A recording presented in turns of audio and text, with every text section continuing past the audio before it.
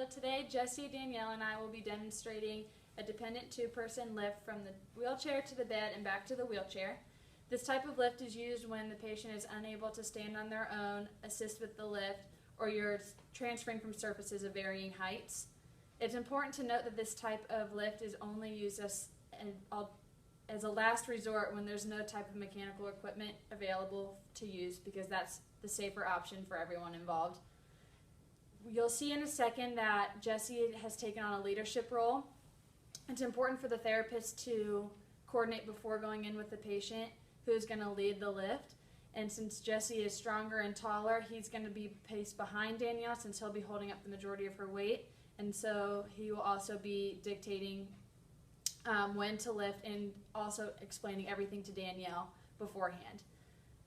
You'll see that Danielle has a gait belt on, which is fairly standard for any patient every time. And you'll also notice that we try to maintain proper body mechanics throughout the entire lift. Hi, my name is Jesse. Today we're going to demonstrate the two-person lift from the chair onto a bed. Hi, my name is Jesse. How are you today? Good, how are you? Very good. I'm going to be your PT today. Okay. What is your name? Danielle Fleming, Danielle Fleming. Danielle, what is your date of birth? 8/20/91. Very good. You mind if I take a look at your wristband real quick? Very good. Okay, Danielle, today, with help from Caitlin, we are going to move you from this chair onto that bed. Okay. So I'm going to give you some instructions. Basically, I'm just going to have you move your hands onto your abdomen when I tell you to. Okay. So you'll wrap them around just like that. Okay. What I'm going to do is I'm going to reach down through your axilla, your armpits. I'm going to grab your wrists. And when I ask you to, I'm going to ask you to press down into my hands. Doing that will really solidify your shoulders here so that I don't cause any harm, and then we have a rigid surface to pull onto. Okay?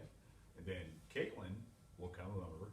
We're going to straighten your arms out after removing the foot pedals for clearance there. And if this armrest had been taller than the surface that you're moving onto, you would want to just remove that. Get that out of the way. Okay. Just like that. Okay? So when once I've got a hold of your arms, Caitlin's gonna come under and she's gonna put one forearm underneath your thighs. And straighten your legs. She'll put her other forearm underneath your lower legs. And then when we're ready to go, I'm gonna say, ready, lift. And on lift, we're gonna lift you up using proper body mechanics and put you onto the table. Okay. Okay? You have any questions about that? Sounds good. Okay. Here we go. So here's where we're going to cross your abdomen with your arms. I'm reaching through. Grab your forearms. Okay. Now press into my hands. Ready? Lift. Okay. And now that I've got you positioned onto the bed, this is where I would assist you in getting a comfortable placement onto the bed so that you're comfortable.